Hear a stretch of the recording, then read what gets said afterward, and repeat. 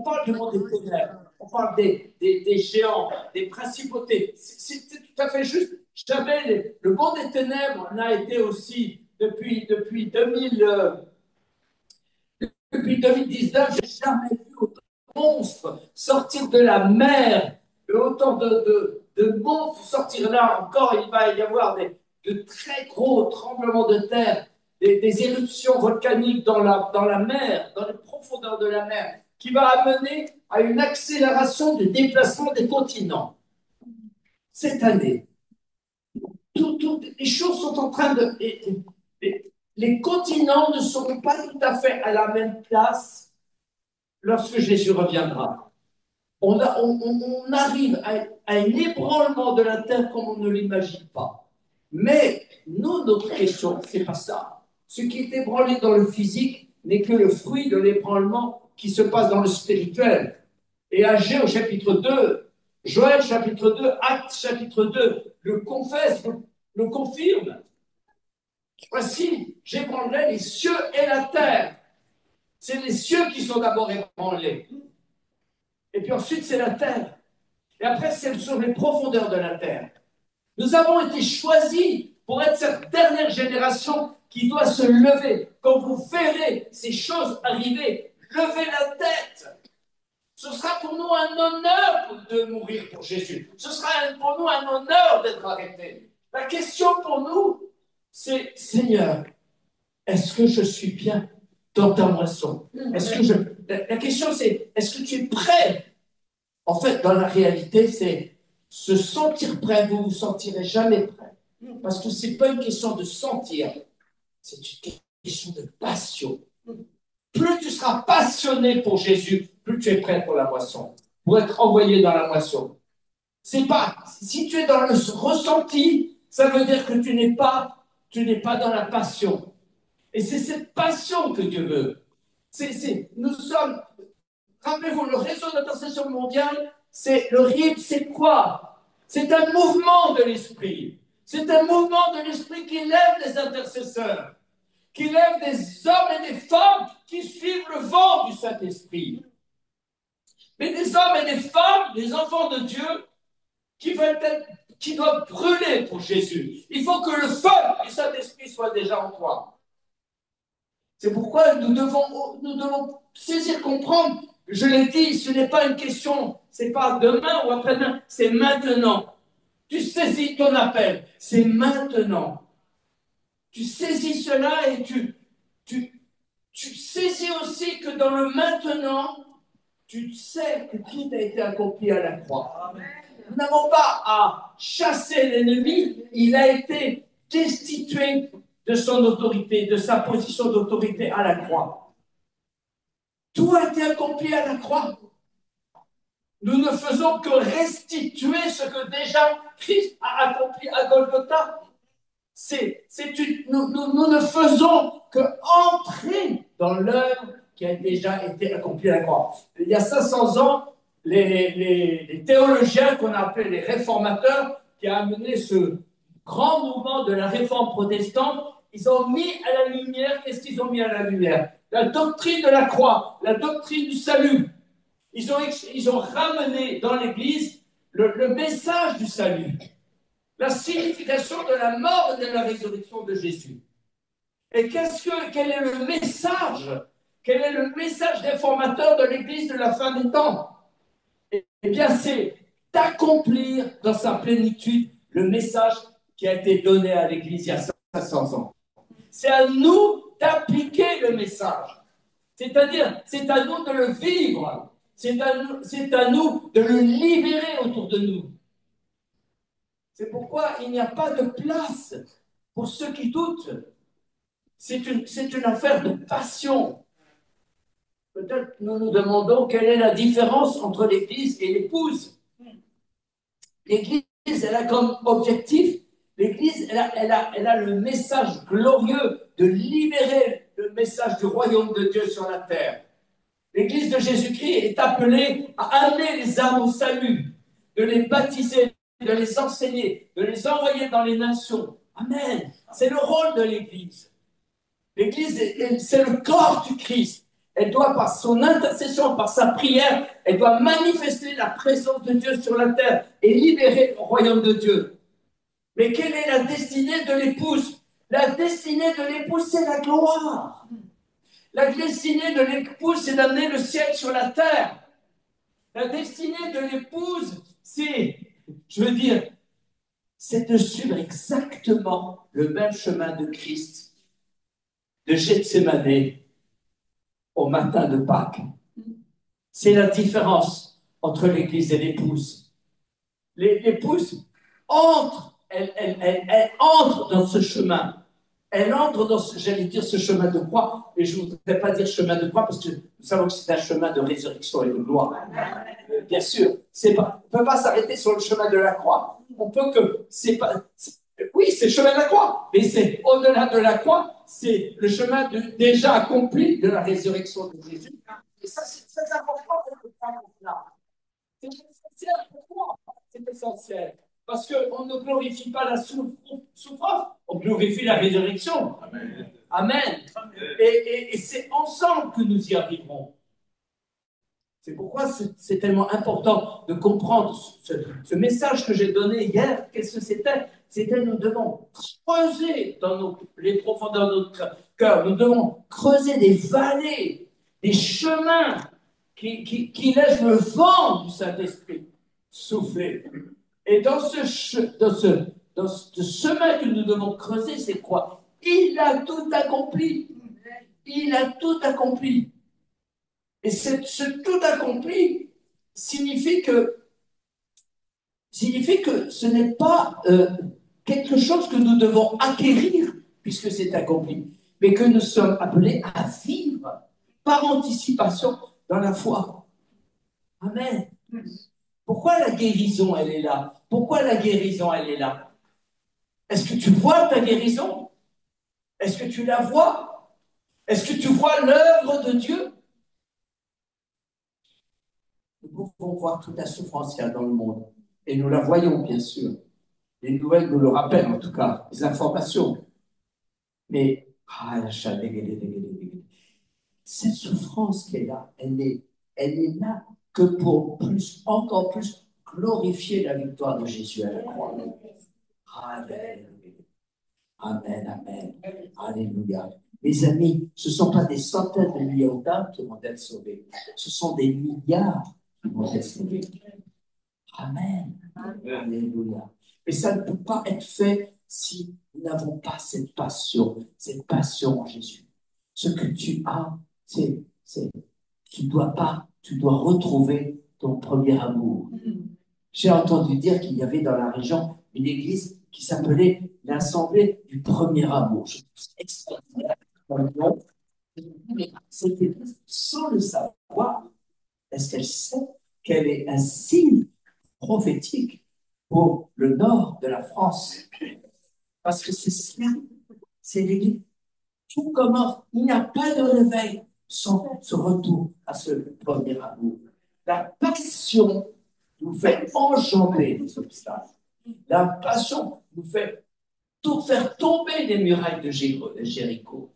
Et 2025, c'est une année de passion. C'est une passion. C'est une année. L'évangélisation ne se fera pas sans. C'est pas seulement une conviction, mais c'est une joie dans cette conviction.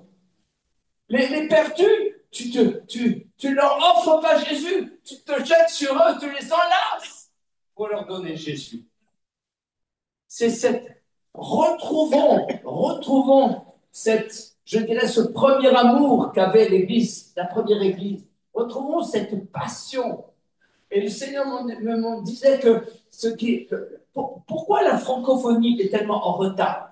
Regardez ce qui se passe dans les pays hispaniques, regardez ce qui se passe dans les pays anglophones. Nous, francophones, on est en retard parce qu'on est alourdis par l'esprit de l'humanisme. On est enfermé dans nos raisonnements humains. Et quand nous luttons, quand on comprend que les raisonnements humains sont qu'une immense toile d'araignée qui se trouve, qui enferme, qui lie le monde francophone, alors nous comprenons que nous devons déchirer cette toile d'araignée. Nous devons la déchirer. Heureusement, je rends grâce à Dieu parce que sans les églises issues d'Afrique, sans le mouvement apostolique africain ou même asiatique, parce qu'il y en a des mystères apostoliques venant d'Asie, du Vietnam, qui sont à Paris, sans cela, la France ne pourrait pas se réveiller. La France ne pourrait pas se réveiller. Il faut retrouver il faut brûler pour Jésus. Alléluia. Arrêtons. Quand j'entends tous ces messages, qui sont d'ailleurs des messages tout à fait bibliques, parfois, on est comme les pharisiens. On est super biblique. On donne des messages hyper bibliques, mais, mais, mais c'est pas. Là, Jésus, il nous ramenait toujours à la parole. On est bien d'accord. Mais avant de vouloir décrypter à la loupe ou au microscope la parole de Dieu, qu'est-ce qu'il faut avant? Il faut le désir. Il faut le désir du Seigneur, le désir du Père. Voyez-vous, on a parlé du Congo. L'apôtre Pierre-Serge nous a parlé du Congo. Et moi, j'entends dans le Congo, il va y avoir un feu du Saint-Esprit qui va sortir du Congo. Il y a une source, il y a un feu du Saint-Esprit. On se précipitera dans les années qui viennent, dans les 30 de la semaine, pour la dernière semaine qui restera avant le retour de Jésus, on se précipitera au Congo pour expérimenter la résurrection, pour voir les corps morts qui vont ressusciter. Ce sera un pays qui sera marqué par la puissance de la résurrection. Excellent, la résurrection. Et j'ai dit, mais pourquoi Seigneur le Congo? Parce que le Seigneur m'a dit, dans le nom du Congo, je ne le savais pas, personne ne m'a appris ça, il y a le mot la vie.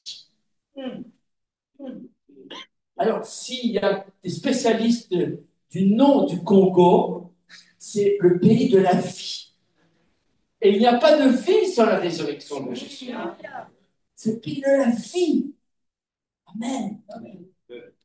Et merci Seigneur que parfois les noms, non, mais aussi ce qui est intéressant, avec la France, il y a la notion de France, c'est Sarfat.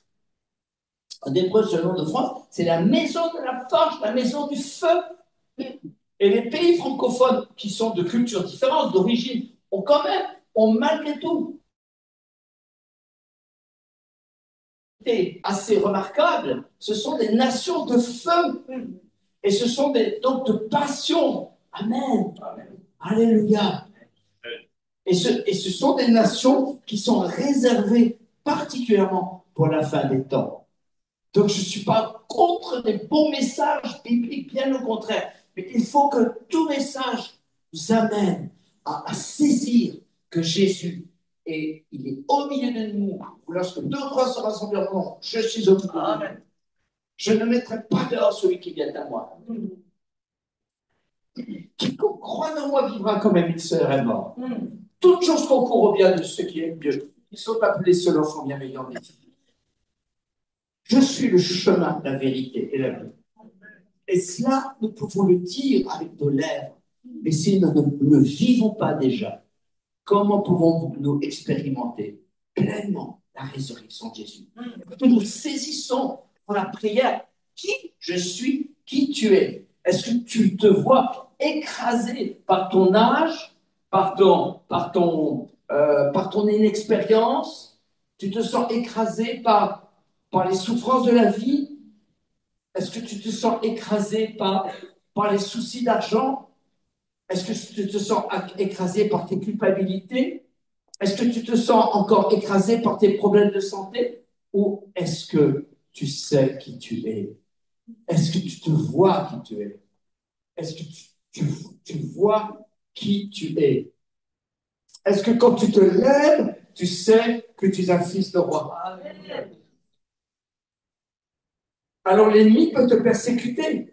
Mais est-ce que tu sais qui tu es?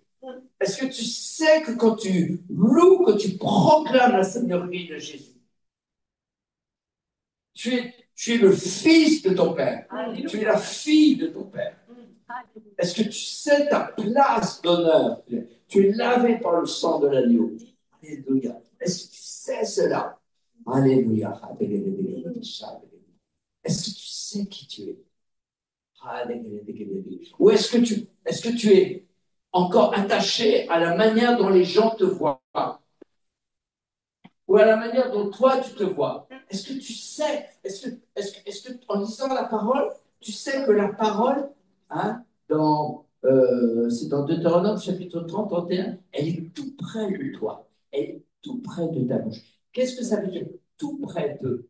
Ça veut dire, elle est dans l'attente que tu la proclames. La parole, elle l'a à ta disposition. Il suffit que tu ouvres la bouche. Elle est tout près, la parole. Et dans Deutéronome, elle est tout près parce que tu ne peux pas faire autrement que la proclamer. Alléluia. Amen, amen. C'est ça. Bon, beaucoup d'entre vous, je sais, vous êtes jeunes. Et je sais que la jeunesse, c'est le moment le plus difficile de la vie. Parce qu'on se cherche. Mais rassurez-vous, pour tous ceux qui sont jeunes, je vais vous dire tout de suite, je vous rassure, la jeunesse, ça ne dure pas.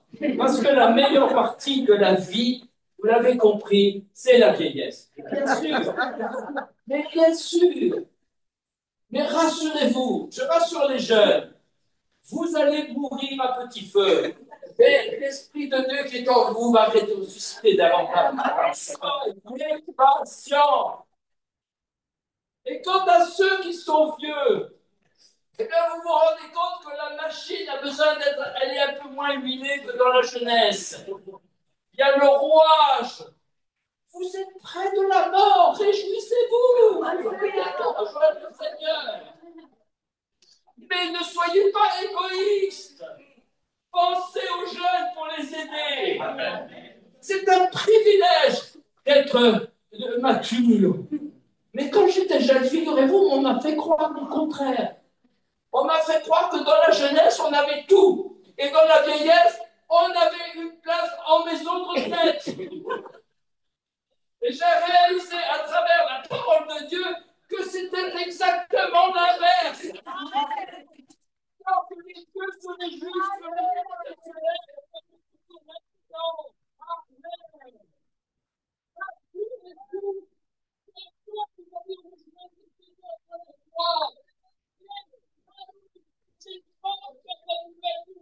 ce n'est pas encore votre heure.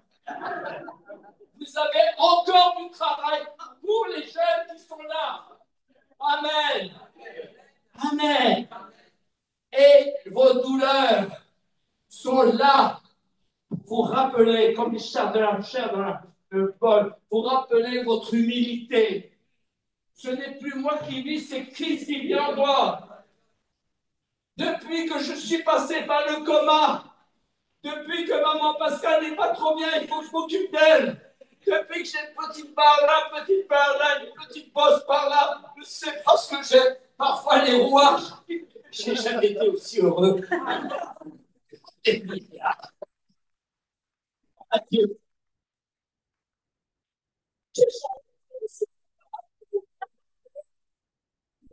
Alléluia. Mais on ne me l'avait pas dit.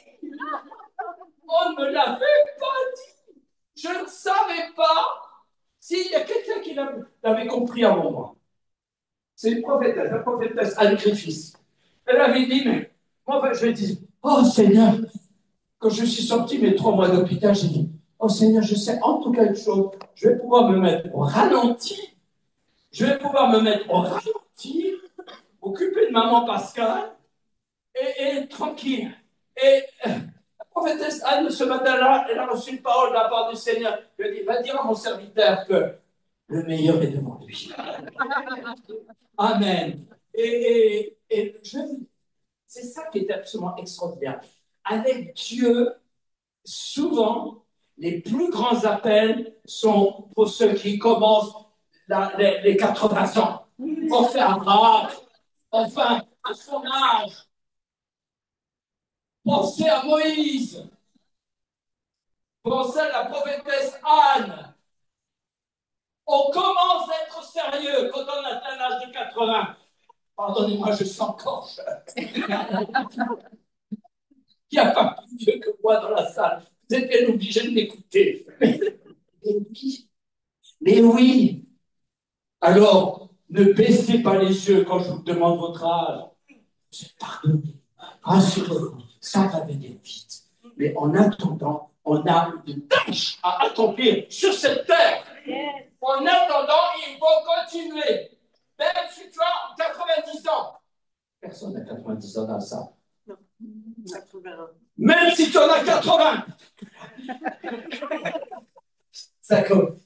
Et si tu es dans les 70, comme celui qui te parle à ce temps-là, les 70, je les ai quittés et je suis en train de les quitter au galop. Mais gloire à Dieu.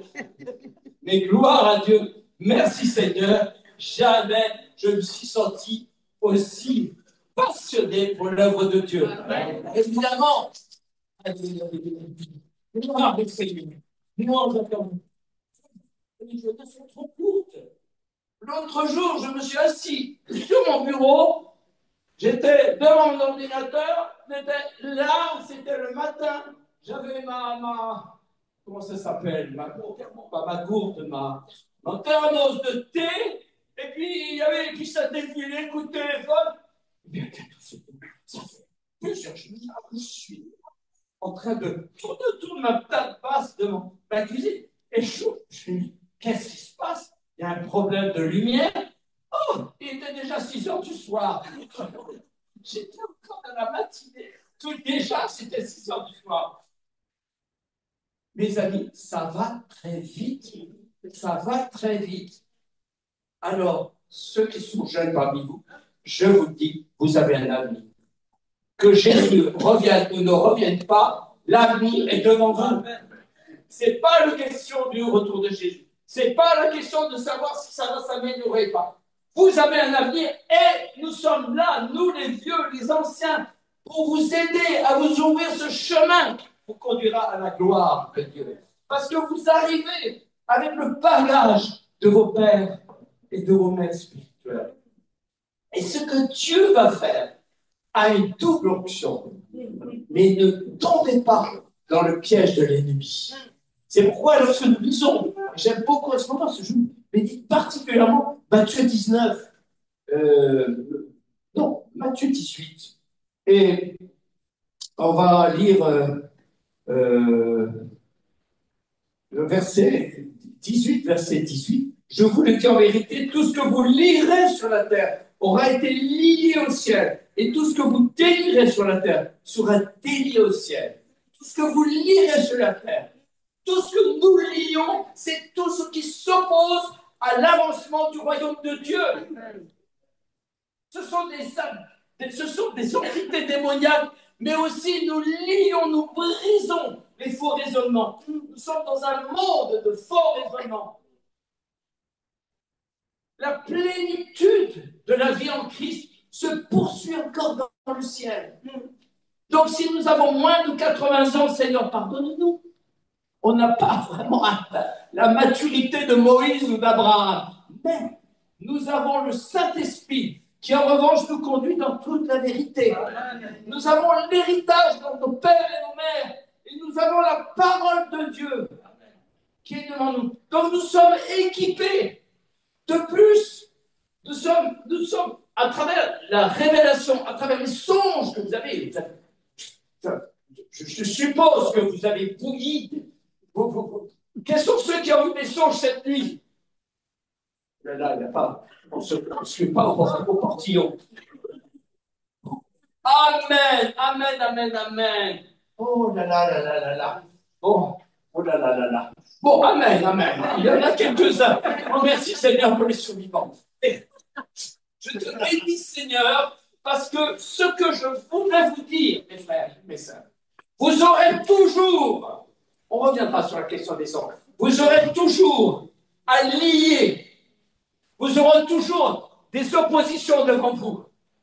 Que vous alliez dans un magasin, vous soyez dans la rue, vous preniez le train, l'avion, la trottinette, je ne sais quoi, ou le vélo, ou la voiture, il y a toujours des choses à lier. Il y a toujours un chemin à percer. Alléluia. Soyez conscients de qui vous êtes, l'autorité que vous représentez.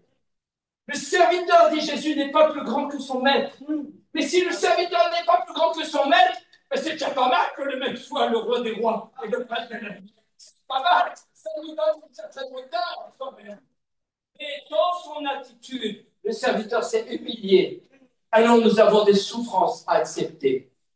Et nous ne pouvons pas les accepter dans l'accusation de l'ennemi. Nous ne sommes pas des victimes. Nous sommes appelés, même que tu aies perdu un enfant, que tu aies perdu un mari, que tu aies perdu une femme, que tu sois séparé de tes bien-aimés, que tu sois mis au chômage, que l'on dise du mal de toi.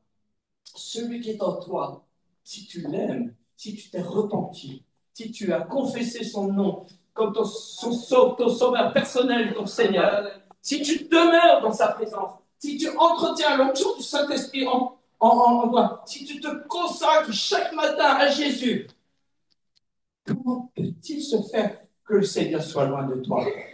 Tu peux être certain pécheur, mais tu te repens, tu renonces au péché. Le péché est là quand tu es dans la crainte, dans le doute, dans la solitude, dans l'accusation, etc. Mais tu n'as pas à avoir peur du péché. Tu as à avoir peur de ne pas être passionné de lui. Il est vivant. Amen. Et tu lis cela au nom de Jésus. Amen. Je lis tous les esprits démoniaques. Je lis. Je me suis rendu compte qu'à force de lier les esprits démoniaques, je suis en train de rendre les sorciers agacés par moi, frileux. Et alors, ils essaient de m'espionner. Alors, il y a un immense arbre, genre peuplier, qui se trouve à 80 mètres, peut-être à moins de 100 mètres de chez moi. Et puis là, je vois les démons qui sont là parce qu'ils ont une vue sur mon bureau. Et moi j'ai une fenêtre, je ne sais pas comment ça s'appelle, ça a un nom particulier. C'est pas une fenêtre, c'est une sorte de baie vitrée à cette hauteur-là, et puis qui est grand comme ça. Il y a un volet, mais on ne peut pas l'ouvrir, c'est une vitre. Et c'est grand, comme ça je peux voir assez loin. Et ils se mettent là, parce qu'ils savent qu'ils ont une vue. Quand j'ai fait quand j'ai fait le plan de la maison, je n'ai pas pensé aux démons. Mais du coup, j'ai compris que Dieu me donnait aussi une stratégie. Et ça me permet de nettoyer les arbres, parce qu'ils se cachent derrière les bancs. Alors je les nettoie au nom de Jésus. Alors maintenant, ils se déguisent. Parce qu'ils savent qu'ils ne peuvent pas se voir. Alors, ce sont les corbeaux qui viennent, mais ça ne m'enchante pas. Ah, je les chasse. Sauf si c'est un corbeau qui a le message délit, ça va. Mais à part dehors, je ne veux pas de corbeau. Amen. Il faut avoir un peu de finesse. Il faut un petit peu savoir que nous sommes dans une guerre spirituelle. Amen. Amen. Alléluia. Gloire à Dieu. Vous savez, il y a une sœur qui s'appelle Mauricène, égyptienne, qui est justement ici, m'a offert un verset. Maintenant, comment s'appelle le verset que tu m'as donné? Le verset, c'est 12 pierres. Les 12 pierres, oui. Bon, donnez, raconte. Alors, 12 pierres, c'est-à-dire que nous avons fait tous les départements de France. Alors, ce que tu as dit hier, c'est ce que nous avons fait, c'est que nous sommes préparés pour chaque département. Amen. Dans la prière, bien sûr, dans le jeûne. On recevait les stratégies de Dieu, on partait sans. On ne pouvait pas partir sur un département si nous n'avions pas les stratégies. Amen. Et dans chaque département, au départ, le Seigneur nous avait dit, voilà, construisez un hôtel. Et j'ai dit, Seigneur, mais quel hôtel? Et dans chaque département, que ce soit dans l'eau, à la fonte des neiges, dans la terre, chez les chrétiens, lorsqu'on pouvait croiser des chrétiens, authentiques, je précise, authentiques, qui comprenaient ce que nous faisions. 12 pierres, sur chaque pierre, il y avait noté un autel de louange et d'adoration à l'Éternel notre Dieu. C'est-à-dire que dans chaque département, il y a ces 12 pierres. Chez vous aussi, on a beaucoup prié pour le Pas-de-Calais énormément, parce que mon père était du Nord, donc voilà, j'ai ça dans mon cœur aussi. Et donc, quand nous sommes allés chez Père Daniel, voilà, dans son jardin, il y a ces pierres, 12 pierres, un autel de louange, et d'adoration à l'Éternel, notre Dieu. Et on a vu des choses extraordinaires se faire, mais quand l'ennemi était bien présent, quand le Seigneur nous donnait un endroit où déposer ses pierres, parfois on se retrouvait sur le chemin voilà, de l'ennemi. Et là, je dis vite, vite, on déguerpit, Seigneur, tu vas nous donner un autre endroit. Ça, il fallait être très obéissant et surtout être à l'écoute de la voix de Dieu. Et c'est ce que je souhaite à chaque intercesseur territorial, c'est de faire ces choses. On avait aussi Lisa.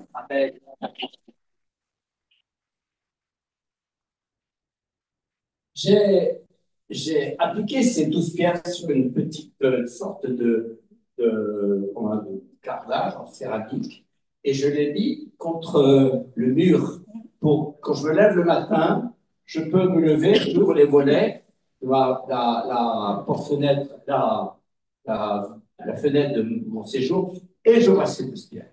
Et j'ai planté 2 rosiers. Un rosier jaune avec qui donne des roses d'or et l'autre, un rosier orange avec de très jolies couleurs délicates. Et il s'est trouvé que ces 12 pierres me rappellent chaque jour à l'Éternel, au Seigneur, un autel de louange. Et l'un des rosiers a devenu grand, il est devenu magnifique. Et l'ami jardinier qui veille sur mon jardin a trouvé que c'était, il est beau. Elle dit, mais bon, c'est très très joli, ce rosier qui est rampant, qui couvre le mur et qui donne tout le temps des fleurs jaunes. Et puis l'autre rosier, il a poussé, il a grandi, il a donné très très très peu de roses et il a périclité une année. Après la première année, j'ai acheté tous les produits. Il était attaqué par les pucerons, par les vers, par je sais pas quoi, par les. Je l'ai traité comme c'est pas possible. Il avait droit à toutes les maladies. Et j'ai dit, Seigneur, je ne comprends pas. Un rosier et le rosier jaune, le rosier orangé. Et le Seigneur m'a dit, arrache-le. Et je l'ai arraché. Et j'ai attendu quand il m'a dit d'arracher. Et il me l'a dit à Rosh Hashanah. C'est-à-dire, il m'a dit, je crois que c'était au début d'octobre ou fin septembre 2024. Donc je l'ai arraché et je l'ai remplacé par un rosier. Et ce rosier est rouge sang. Je veux un rosier rouge, rouge, rouge, rouge. Et je l'ai planté. Et il s'est passé quelque chose. Dieu a fait un miracle. Le rosier jaune, à l'automne, a commencé normalement à perdre les fleurs à cause du froid, s'arrête et le rosier est passé par-dessus les pierres et il a couvert le petit rosier rouge. Et il a fleuri, fleuri, fleuri, fleuri, fleuri, fleuri. Et le petit rosier il reste encore comme ça. Il a des boutons. Il bouge pas, il ne pousse pas vraiment. Mais on voit les bourgeons pas les boutons, les bourgeons qui commencent à sortir. Et j'étais stupéfait de voir encore fin novembre, début décembre, ce qui est très rare. Le rosier jaune, il a perdu ses feuilles, il a perdu ses fleurs, mais les branches qui arrivent juste au-dessus de la plaque, eh ben, il est resté vert, il est resté fleuri. Extraordinaire. Je comptais les boutons, il est resté plus longtemps. Après, les feuilles, les roses ont été gelées par le froid. Après, il a arrêté. Mais il est resté longtemps. Et j'ai dit, Seigneur, qu'est-ce que ça veut dire? Et cet esprit m'a parlé. M'a dit, maintenant, est-ce que tu comprends? Le rosier jaune, c'est celui qui grandit parce qu'il annonce ma gloire. Et le rosier rouge, c'est la partie de l'Église qui est couverte de mon sang. Et c'est une nouvelle forme d'Église que je suis en train de diriger. Je suis en train de le pousser parce que, mais il y a une Église qui annonce ma gloire. Il y a une église qui est là, qui couvre. Et c'est cette nouvelle génération qui se lève, qui va totalement se sacrifier pour moi. Et waouh, c'est fort. C'est encore petit. C'est encore petit. Mais le Seigneur me parle. Et j'ai remarqué quelque chose d'extraordinaire aussi. C'est que j'ai vérifié s'il y avait quelque chose, s'il y avait, parce qu'il est petit, l'autre, il a plus de 2 mètres, il couvre, il a déjà 5 mètres de large. Hein, le pied du rosier jaune, il est parti, et j'ai remarqué, et il y a pas de tache, il n'y a rien. C'est comme si quelque chose le gardait. Le Seigneur m'a dit, regarde ce rosier, parce que tu vas voir quelque chose que je vais faire. Le Seigneur m'a dit, tu vas voir au printemps ce qui va se passer avec ce rosier. Dieu va faire quelque chose. Il me parle. Quand Dieu veut parler à un prophète, il nous parle de sa vie. Et vous voyez, ce que je suis en train de vous dire, mes amis, c'est que ce que Dieu va faire est extraordinaire. L'Église est en train, on ne le voit pas, mais la position des ministères est en train de changer. Le Seigneur ne veut plus que des serviteurs qui ont à cœur la mission, le royaume de Dieu. Dieu veut des églises qui soient missionnaires. Tous les ministères, vous allez voir, hélas, je suis obligé de le dire, mais le Seigneur va ramener trop tôt dans sa maison des serviteurs de Dieu qui l'aiment profondément et qui n'ont pas compris qu'aujourd'hui, il n'y a plus que Jésus qui doit diriger son église. On ne peut plus, à partir de 2005, on ne peut plus prendre de décision si ce n'est pas pleinement la volonté de Dieu. Ce que Dieu a permis dans son église, il ne le permet pas. Si certains convoitent le pouvoir, l'autorité, Dieu ne va plus le permettre. En 2005, plusieurs vont partir parce qu'ils ont l'esprit de Ananias et de Saphiras. Il ne peut pas, que ce soit dans les finances, que ce soit dans la convoitise du pouvoir, ou que ce soit dans la convoitise, oui, du pouvoir du midi. Dieu va supprimer. Il y a, je pense à ce que ce prophète canadien m'a raconté. Comment il s'appelle?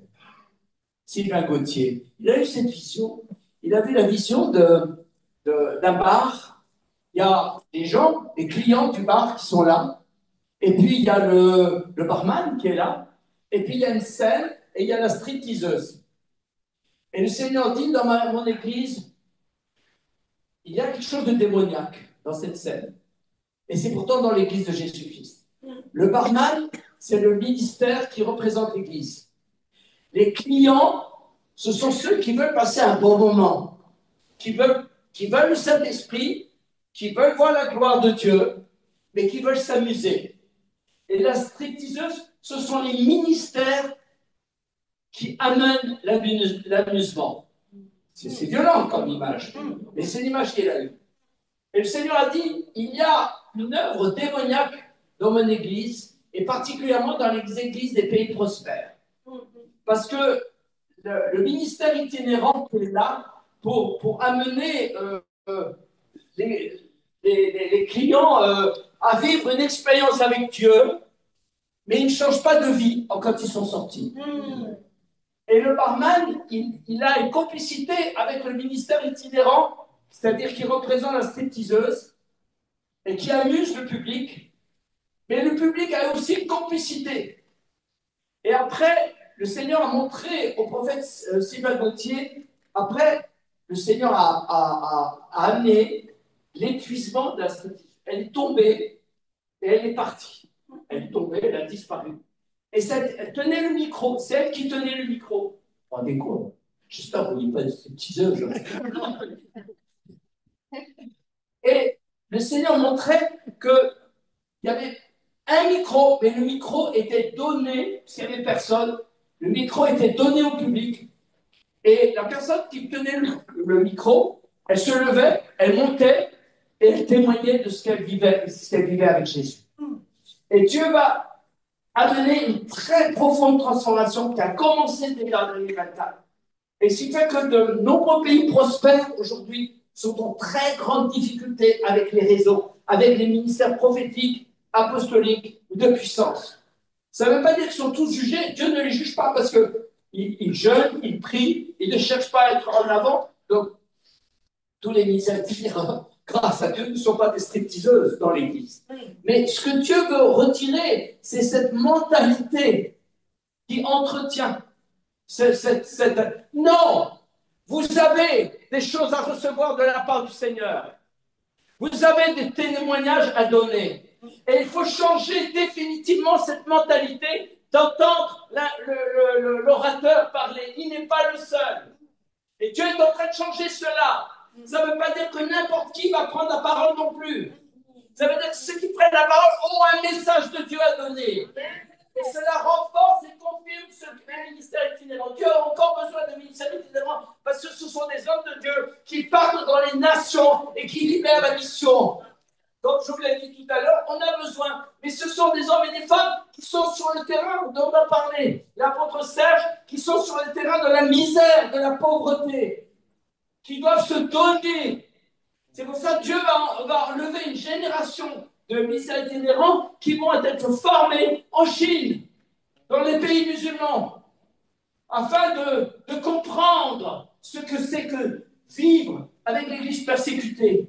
On ne peut plus, dans les pays non persécutés, on ne peut plus s'amuser à l'Église, parce que les temps sont trop graves. Si nous sommes ici présents dans le réseau d'intercession mondiale, c'est pas parce que vous êtes venus écouter Pierre-Daniel Martin, c'est parce que le temps est grave et que vous avez une parole à donner ce matin et que vous avez aussi à donner de la part du Seigneur pour avertir le peuple de Dieu. N'importe qui ne peut pas prendre le micro, on est bien d'accord. Il y a des ministères itinérants et parce qu'ils se donnent.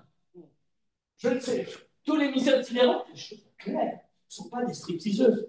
On est d'accord. Mais c'est cette mentalité, c'est ce jeu démoniaque qu'il y a entre les clients qui veulent s'amuser, qui veulent vivre l'église, qui entretiennent la stripteaseuse la complicité entre les clients, le barman et la stripteaseuse. Ça, le Seigneur dit, c'est fini. Il faut entrer maintenant dans une réalité de l'Église de Jésus-Christ où tant on appelle, comme on appelle, comme l'appel de l'équipe pastorale, chacun de nous, nous devons jouer le rôle que le Saint-Esprit nous demande de jouer dans la crainte du Dieu de Jésus qui revient bientôt et qui veut voir une église de gloire, une église passionnée. Alléluia. Alors maintenant, vous la parole. Levez la main si vous avez reçu un songe. Vous allez prendre le micro. On va vous entendre. De ce côté-là, quelqu'un a reçu. Je crois que tu as reçu un songe. Qui a eu un songe? Il n'y a plus personne qui ose pas lever. Bon, allez. Entendre, le Seigneur parle autour de nous, au milieu de nous. Amen. Amen. Alléluia. Le songe que j'ai dormi, j'étais avec l'enfant à la chambre de l'enfant. Quand j'ai dormi, l'enfant, j'ai donc sifflé. L'enfant qui sort de moi, elle va là-bas, elle n'a pas fini avec moi.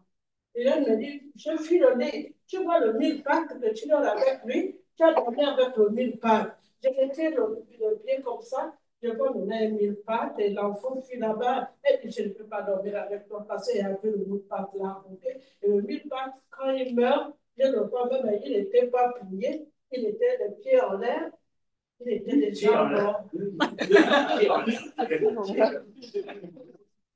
mille pattes était dedans, on avait comme ça. Amen. Amen. Gloire à Dieu. Je crois, sœur, qu'il y a beaucoup de mille-pattes à chasser. Amen. Gloire à Dieu. Je crois, Seigneur, on va prier contre les mille-pattes dans un moment. Est-ce qu'il y a d'autres rêves? Merci. Important. Quelqu'un a eu un songe. Vous avez un songe. Ah, oui. Ah oui, j'ai un songe. Alléluia, bonjour à tous. Gloire au Seigneur. Alors moi, j'ai eu un rêve cette nuit qui me concernait. C'était comme si j'étais donc dans mon ancien lycée. Et j'étais avec, voilà, dans une classe. Et alors avant d'entrer dans la classe, j'étais avec un groupe. Et c'était comme si j'étais en train de choisir une filière. Et les personnes disaient, ah, tu vas vraiment choisir cette filière-là qui est là, pourtant c'est dur, voilà, etc. Ensuite, passé cela, donc je suis dans la classe et c'est comme si on me rendait des copies. Et à ce moment-là, je sentais que c'était un contrôle que je pensais avoir raté. Et que, par exemple, qu'il y avait des exercices que je n'avais pas fait, etc. Mais lorsque je vois la note, je vois que c'était marqué 15 sur 15. Donc, c'est-à-dire que j'avais tout rempli. Tout rempli, tout bon, en fait. Tout bon. Alors que je pensais que je l'avais raté. Et la professeure a dit, non, voilà, vous avez votre note, c'est 15 sur 15, vous avez réussi, c'est bon, alors que je pensais que j'avais pas forcément réussi. Donc voilà. Amen. Est-ce que quelqu'un a l'interprétation? C'est un rêve prémonitoire, peut-être. Oui, ça peut être un rêve prémonitoire. Oui. En, en tout cas, merci Seigneur, parce que tout n'est pas des songes, mais le Seigneur peut parler. Et là, le Seigneur, je crois, il a parlé. Je crois que c'est un rêve prémonitoire. Est-ce que quelqu'un a quelque chose d'autre? Père Daniel, que vit-il à l'heure actuelle? Quel est le cadre et que vit-il à l'heure actuelle? Alors, qu'est-ce que tu vis à l'heure actuelle? Très bonne question. Très bonne question. Alors, actuellement, je suis pasteur, donc je suis responsable de l'église. En même temps, dans la vie professionnelle, où je suis ingénieur, du coup. Et c'est vrai qu'en ce moment, c'était un moment où je posais des questions parce que en rentrant dans cette année 2025, il y a comme s'il y avait une passion, une soif du Seigneur pour le servir encore plus. Et c'est vrai, tout ça, c'est ce qu'on avait. On a discuté avec le prophète et qui a répondu d'ailleurs à mes questions. Et, mais voilà, c'est comme si j'avais une sorte de Dieu en tout cas, qui se manifestait. Vraiment une passion qui était plus que ce que j'avais l'année dernière. Donc voilà. Je ne sais pas si ça répond à la question, mais c'était. Il y a quelque chose d'important dans ce que tu dis. Le Saint-Esprit travaille notre cœur. Il faut ce travail, cette passion en nous-mêmes. Et la passion de Dieu nous amène dans, j'allais dire dans trois directions, non, c'est une direction unique. C'est plus de temps, plus de passion dans l'adoration. Et à ce moment-là, Dieu donne une direction. Et l'autre étape, c'est après la direction, il y a des signes que Dieu donne autour de nous. Amen. Merci. Et je crois que ce que tu vis, beaucoup sont en train de le vivre aujourd'hui. Quelqu'un voudrait partager quelque chose?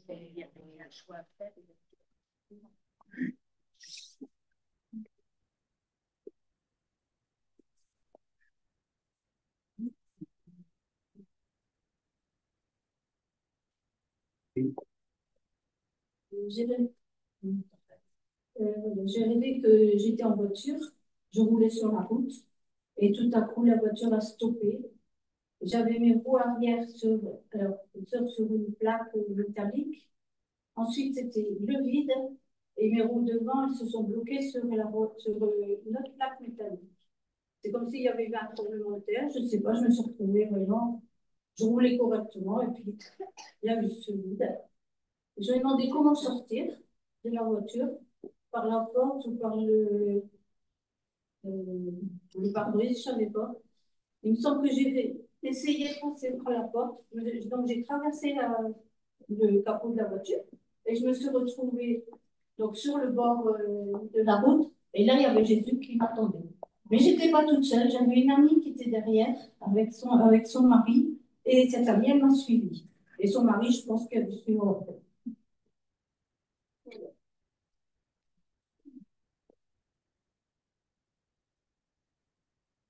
Pensez-vous, quelle interprétation? Pareil, quels sont les obstacles en ce moment qui est cette... Quels sont les obstacles que tu vis en ce moment? La voiture représente... Oui. Hein? Quels sont les obstacles?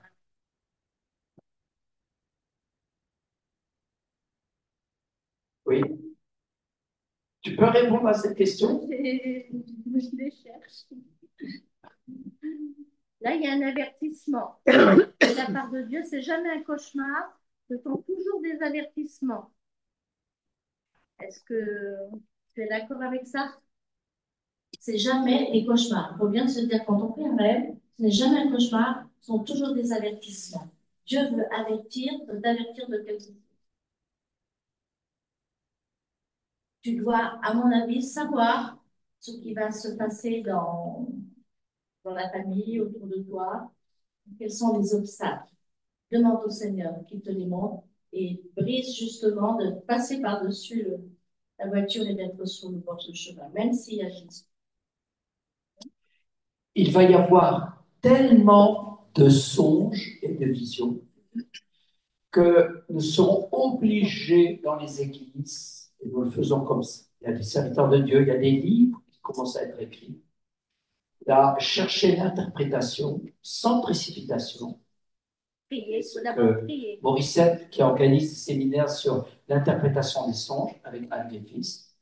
Mais il faut que nous prenions conscience, si nous voulons, plus nous allons prier, plus nous allons intercéder, plus Dieu va nous parler. Peut-être un rêve prémonitoire, mais un rêve où le Seigneur t'annonce quelque chose. Soit, quels sont les états, quelque chose qui... Oui, oui, oui. Vas-y.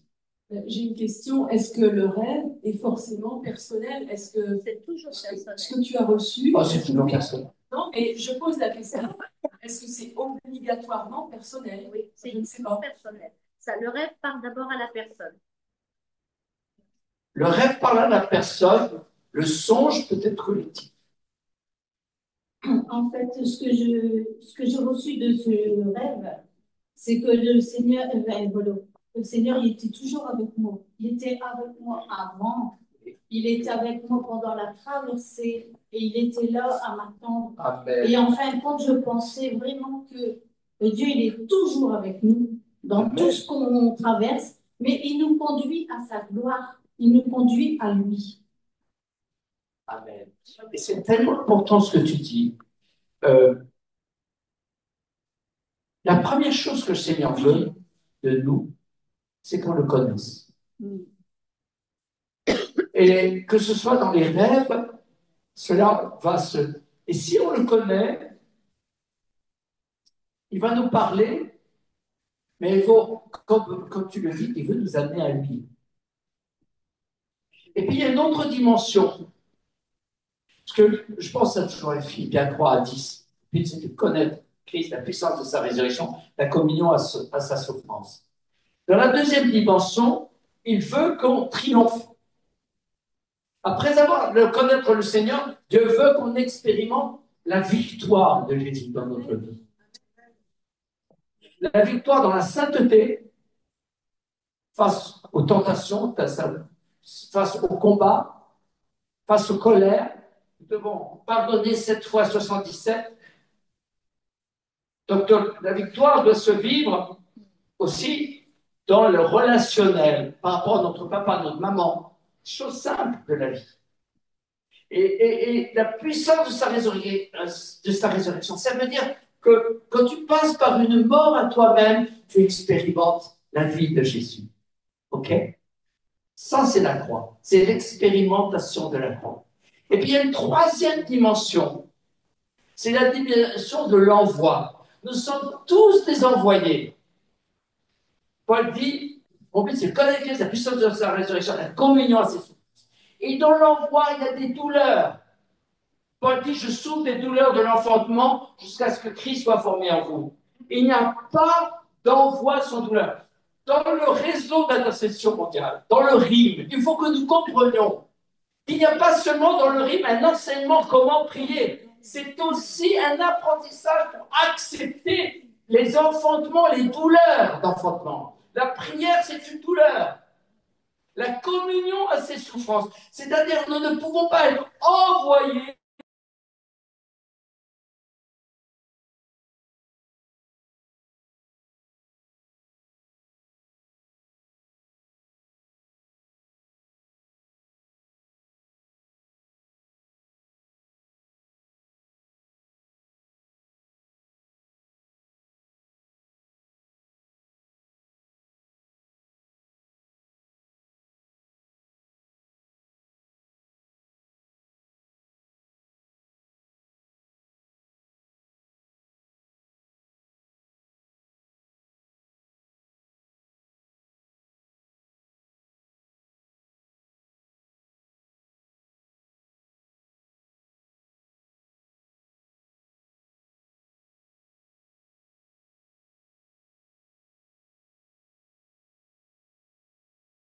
C'est notre protection.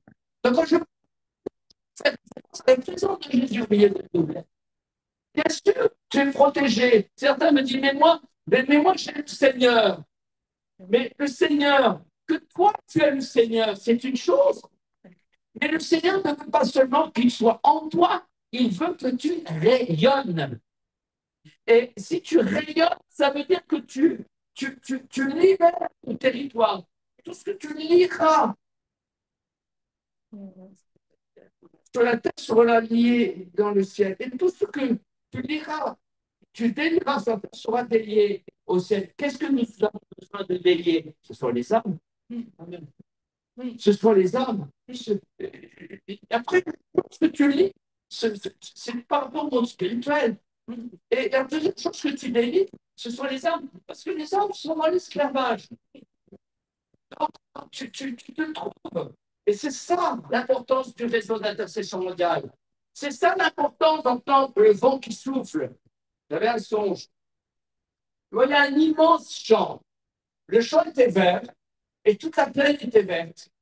On ne voyait pas de différence entre ce champ et les autres champs.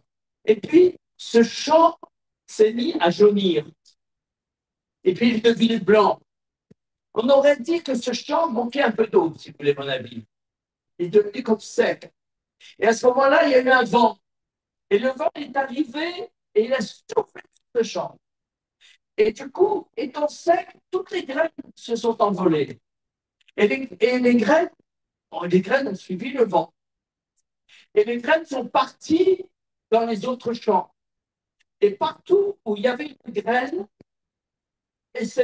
les autres champs qui étaient verts se sont mis à jaunir. Alors il y avait comme des taches de jaune qui étaient comme ça, partout, d'une manière irrégulière. Ça jaunissait, jaunissait, jaunissait. Et tout le paysage était,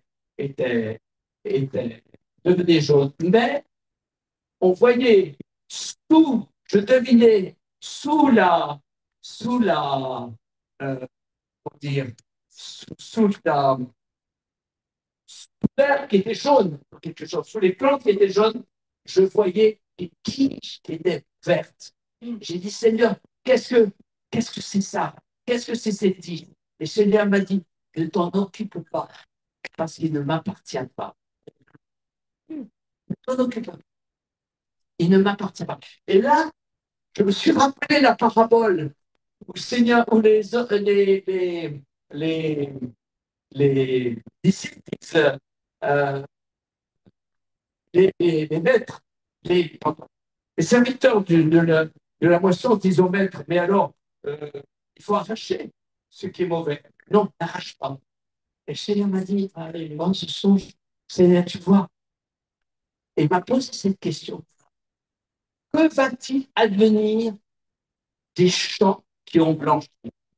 Et le songe s'est arrêté là. Et vous voyez, c'est curieux. La première partie du son, il y avait un champ qui était assez important. Il a jauni. C'était la maison de Dieu. Et maintenant, tout le paysage avait jauni, mais pas entièrement. Et maintenant, qu'est-ce qui va advenir? Ce qui va advenir, c'est qu'il va y avoir un très puissant mouvement du vent. Et alors, quand le vent sera là, les graines vont partir. Mais où vont-elles aller? Ça sera le temps de la moisson. Et on verra toutes les tiges vertes. Et je lui ai dit, mais tu vois, ces tiges vertes, elles sont réservées pour ma colère. Ne nous occupons pas de la colère de Dieu. Occupons-nous de la grâce du Seigneur. Mais, y a-t-il eu encore un songe? Oui. Simplement pour la sœur qui a eu ce rêve au niveau de ce véhicule, avec ses deux roues. Donc, si j'ai bien compris, une roue était sur le métal,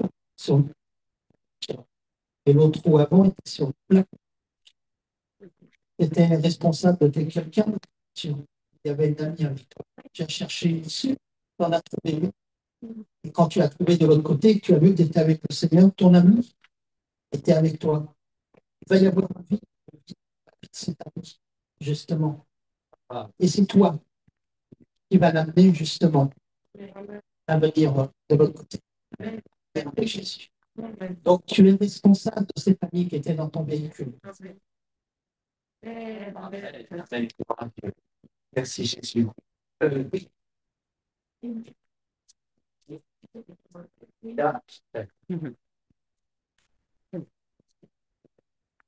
Amen.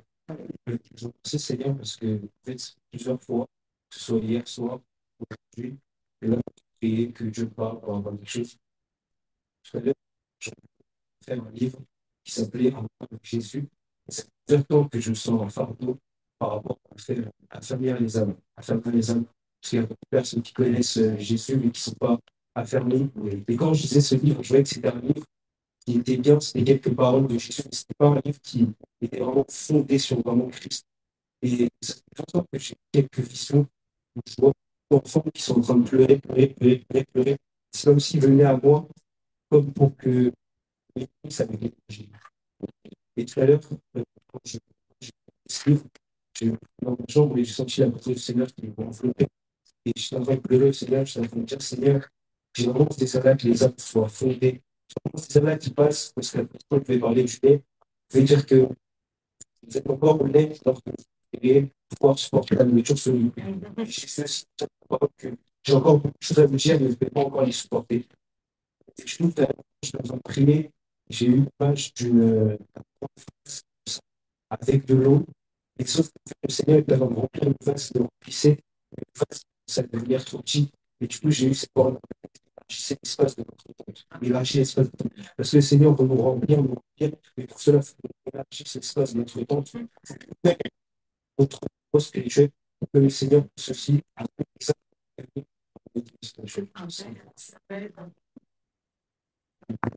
Excellent. Excellent.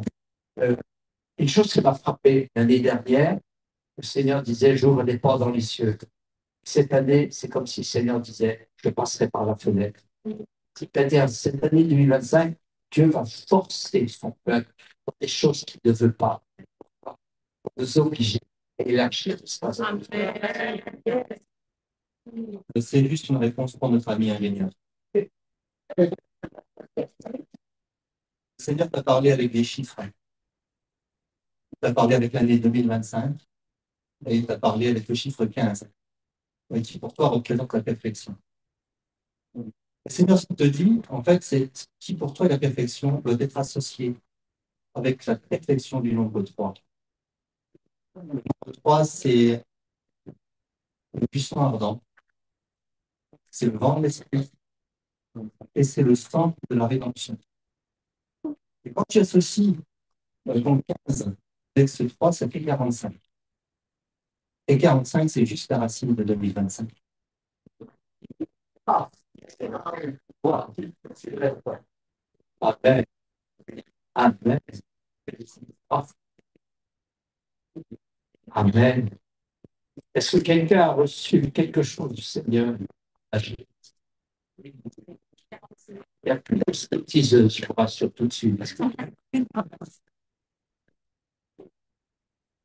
Bonjour, moi j'avais reçu un verset chez cet accident de voiture, c'était que il y avait un autre avec une personne et ça essayé de chercher la solution, vous étiez peut-être perdu, vous avez tenté la fenêtre était fermée et vous avez trouvé la sortie issue de la porte. Et vous avez vu qu'il y avait Jésus derrière. Et il y a une parole de Jésus qui dit que je suis la porte, que celui qui vient à moi sera sauvé. Et le fait que vous êtes trouvé de Jésus, il y a une main qui vous a été tendue, il y a une issue qui vous a été tendue. Et, la personne que vous avez vue juste après, c'est pour dire que ce contexte, peut-être certes, vous avez perdu le contrôle dedans. Et ce témoignage, en fait, vous êtes le témoignage pour les personnes que Jésus va mettre sur votre chemin. Donc ça, c'était pour la dame. Et ce que j'ai reçu de lui, c'est que dans la vie chrétienne, Dieu nous appelle à passer des tests, à passer des épreuves. et qu'il y avait une certaine perte de confiance, peut-être que son désir ardent de servir Dieu et de savoir qu'il met sa confiance en Dieu, eh bien, les tests ont été approuvés et validés.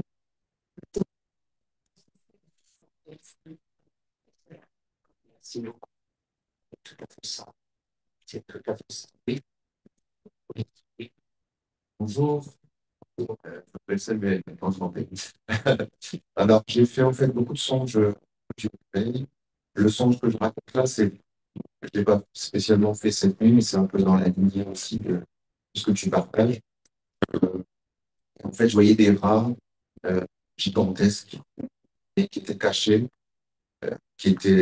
dans les fossés, dans les pierres. Et bon, c'est un peu particulier parce que c'était des rats de peut-être 6, 7, 8 mètres de long.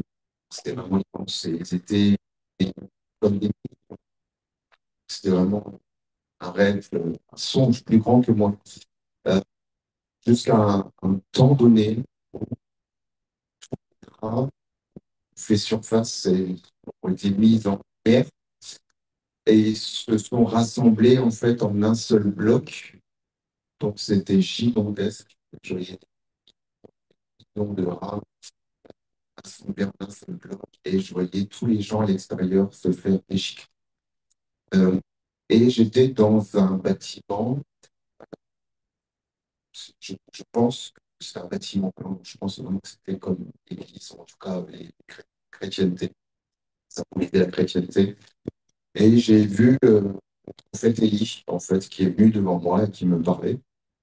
Et bon, c'est un vieux monsieur, c'est sûr. Mais je savais que c'était Dieu qui me parlait directement au travers de lui. Et alors, ce que je me rappelle en particulier, au travers de ce qu'il me disait, il m'a dit, c'est à toi, mais je pense que ça concerne aussi nous, quoi. C'est à toi de faire descendre le feu. Et cette parole m'a frappé. Et quand il m'a dit ça, tous les rats se sont assemblés. Et après avoir déchiqueté tous ceux de l'extérieur, ils se sont assemblés autour du bâtiment blanc dans lequel j'étais. Et ils ont commencé à le ronger. Et donc, sachant que je devais faire descendre le feu, j'ai été chercher un petit bidon d'essence. Ouais, d'allumettes. J'ai commencé à asperger un peu d'essence, vouloir allumer mon allumette, et puis j'ai réalisé que c'est pas finalement pas, et que c'est un très spirituel. Alors, ce que je peux dire par rapport à ça aussi, c'est que je pense que ça a vraiment un rapport aussi avec l'islam, par rapport aussi à l'antisémitisme. Euh, C'est quelque part un peu sous-jacent. Et aujourd'hui, c'est vraiment 10 ans. En tout cas, ça. Donc voilà. Donc c'est. Puis j'ai fait comme beaucoup de songes comme ça à propos du réveil, en fait. Voilà. Oui, oui. Samuel de la maison du premier amour. Samuel, parce que cette nuit, justement, il a fait un songe. Attendez, alors avant, oui, d'accord. C'est une question. Alors, C'était une petite souris. Et en fait, cette petite souris, il y avait les chats qui étaient là et elle grandissait, grandissait, grandissait. Et elle devenait un rat tellement immense que les chats ne pouvaient plus les manger. tiens. Ah oui, je comprends pourquoi. Ouais. Le rat est fondamentalement un animal impur. Ce qui m'impressionne dans ces deux, c'est que le Seigneur montre parce qu'elle est là, qu'il ne va pas se laisser faire. Et que plus ils se sent menacés, puis ils se regroupent, et puis il est violent. Ça signifie que nous aussi, nous sommes aussi appelés à ne pas rester dans notre coin, à être ensemble. C'est peut-être un rêve qui qui annonce ce qui va arriver. Ça peut être un avertissement. Qu'est-ce que tu en penses, Lucette? Et déjà, l'immeuble, merci beaucoup. Dans un rêve, ça représente le monde.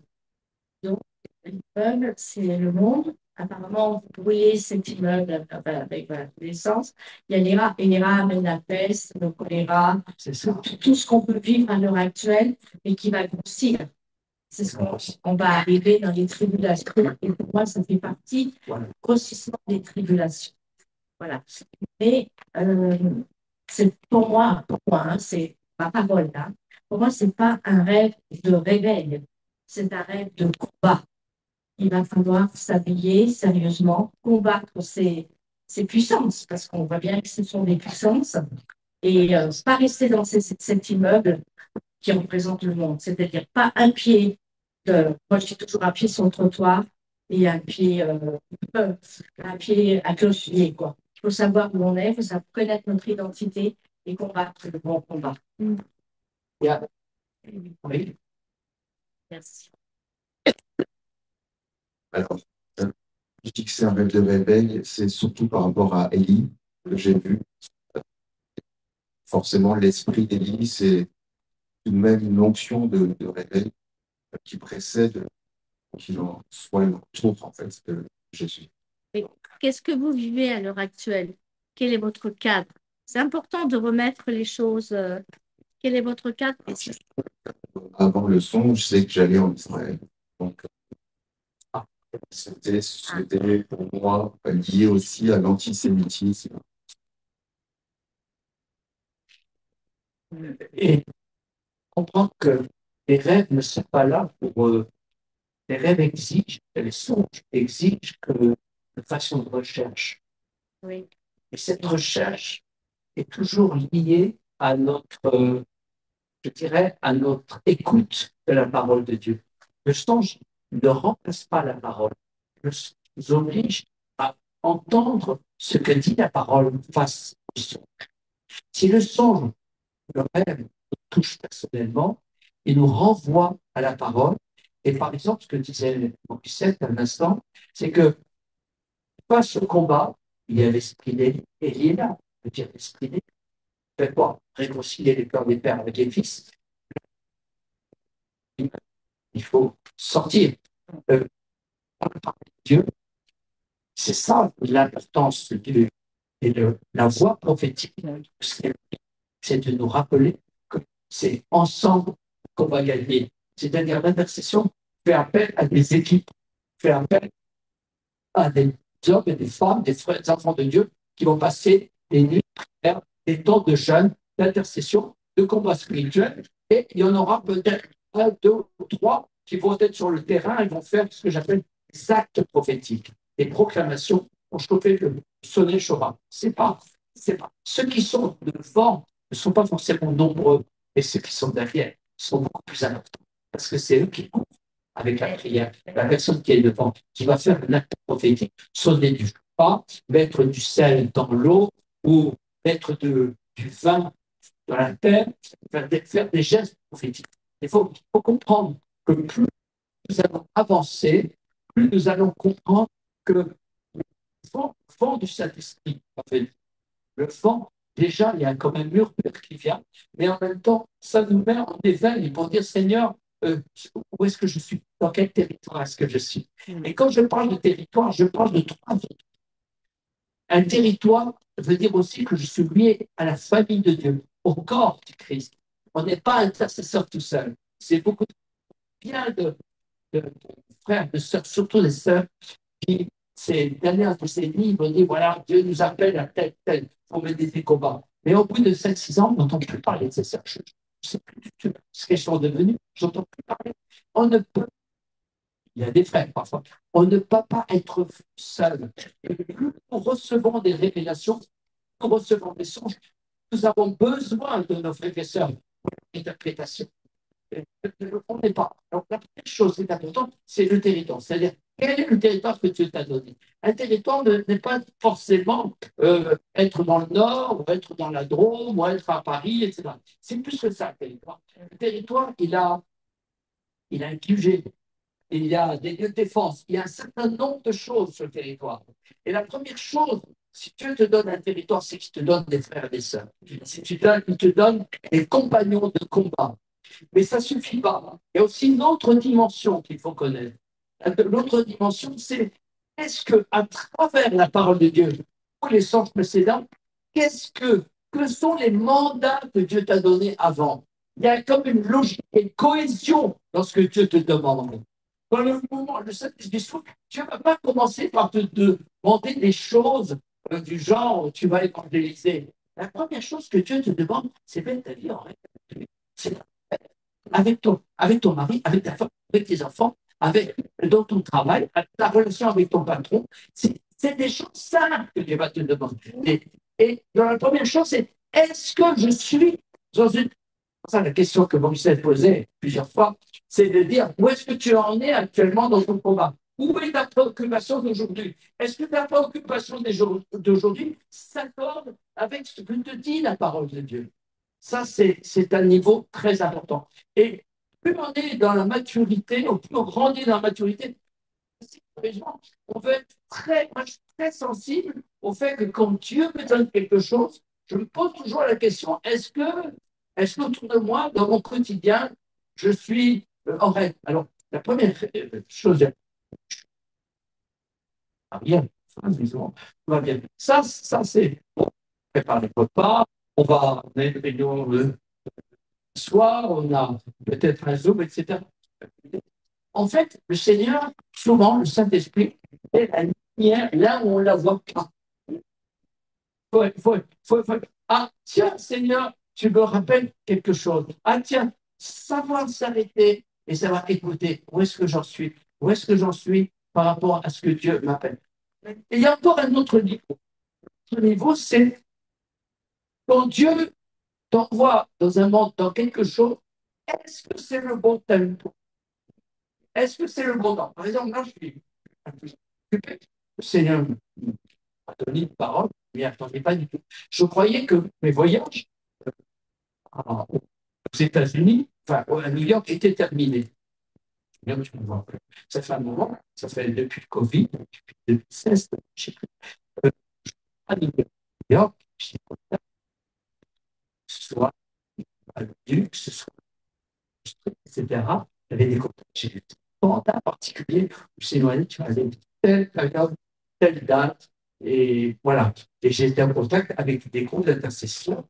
J'ai mis ceux qui me couvraient la prière, et je rejoins la prière à New York, des intercesseurs. Et là, tu retournes. Et je ne sais pas quoi faire. Alors, j'écris à des amis, mais ce n'est pas la bonne date pour y aller.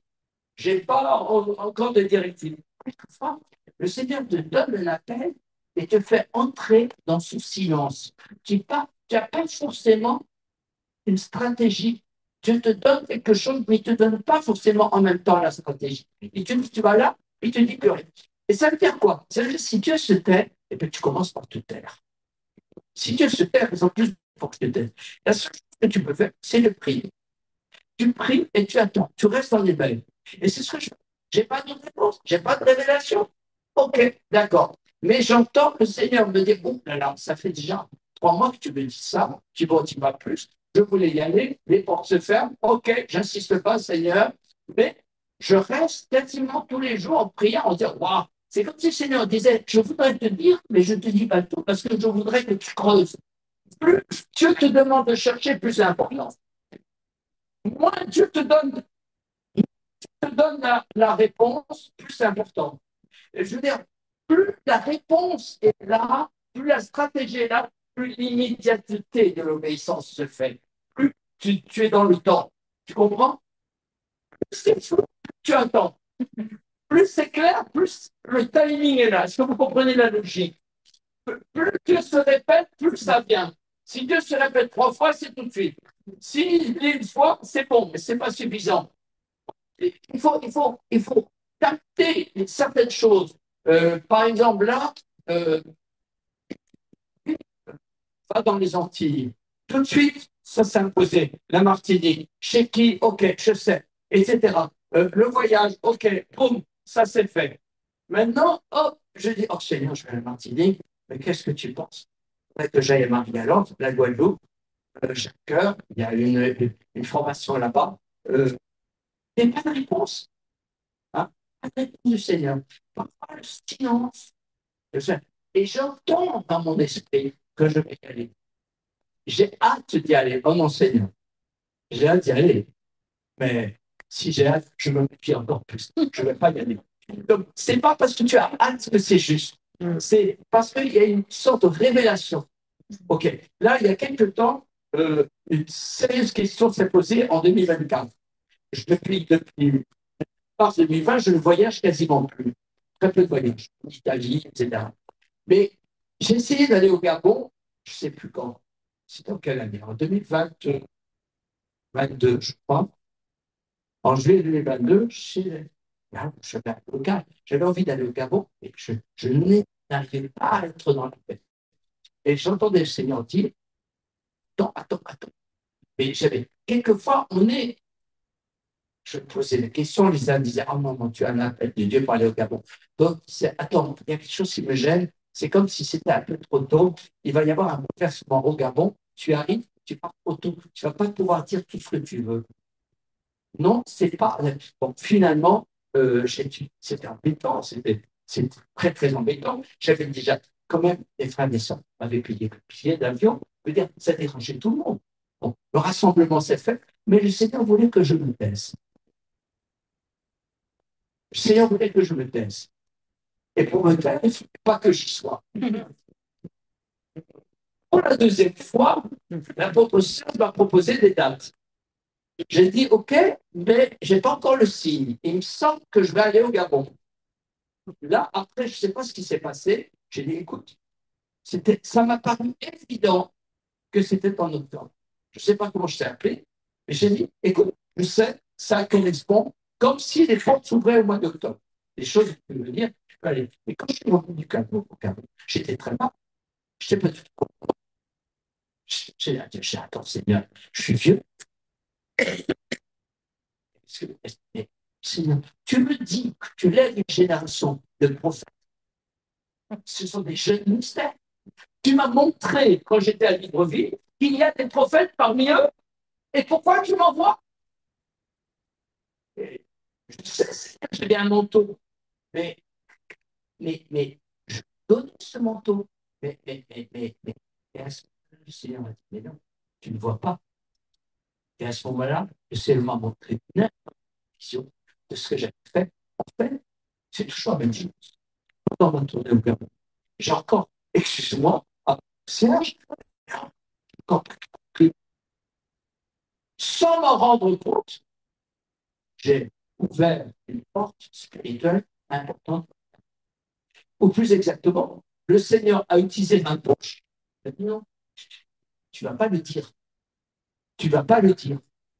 Dans les mois qui vont venir, certains vont comprendre les ministères, les intercesseurs vont comprendre ce que tu as fait, mais il faut qu'il y ait un événement qui se passe. Et pour l'instant, tu ne vas pas le dire. Alors, je vous laisse sur le. Et sur son porte, je ne dois pas le dire. Parce que ce serait dangereux. Il y a des choses qui doivent être révélées. Mais il y a des paroles, des choses qui ont été proclamées. Et la seule chose qui a été proclamée, la réunion qui a ouvert cette porte, c'était la toute dernière. C'était la toute dernière. Pourquoi? Je ne sais pas. Il y a une porte qui était importante, qui a été ouverte, porte spirituelle, l'ancienne capitale du Gabon, la première réunion. Il y a eu la toute première réunion, il y a eu quelque chose, mais toutes les réunions ont préparé la dernière réunion. Mais le Seigneur dit quelquefois, il y a des choses que tu fais, Dieu ne va pas te le révéler. Ou s'il te le révèle, je dis, mais pourquoi? Après ça, j'ai dit, Seigneur, je comprends. Le Seigneur m'a dit, mais attention, tu vas repartir voyager. Je dis, mais pas de la même façon. Maintenant, je te renvoie partout. Tu poseras les pieds. À ce moment-là, tu ne vas que dans les régions. Je suis en train de créer une porte. Et une porte spirituelle. Une porte spirituelle. C'est-à-dire qu'il y a des endroits, tu vas retourner à New York. Oui. mais je ne te dis pas ce que tu vas faire. Dieu, c'est comme si le Seigneur disait les choses, mais il faut quand même que les choses soient un peu, comme cachées, parce qu'on est dans des combats énormes. L'histoire des rats, le rat énorme, attention, il y a des choses qui ne doivent pas être totalement dévoilées. Mais ce que Dieu attend de nous, c'est des positions, des proclamations, et Dieu fait le reste. Nous n'avons pas, souvent je le dis dans des réunions de prière, nous n'avons pas à combattre contre les principautés. On a à combattre contre les principautés et les dominations, ça c'est clair. Mais on n'a pas à les détrôner. Est-ce que vous voyez la différence? C'est Dieu qui les détrône. Nous, on doit prier pour le territoire. On doit racheter, on doit briser les malédictions. On doit racheter la terre qui a été volée par l'ennemi. Ça, c'est notre droit. Après, quand on fait ça, après Dieu va faire le reste.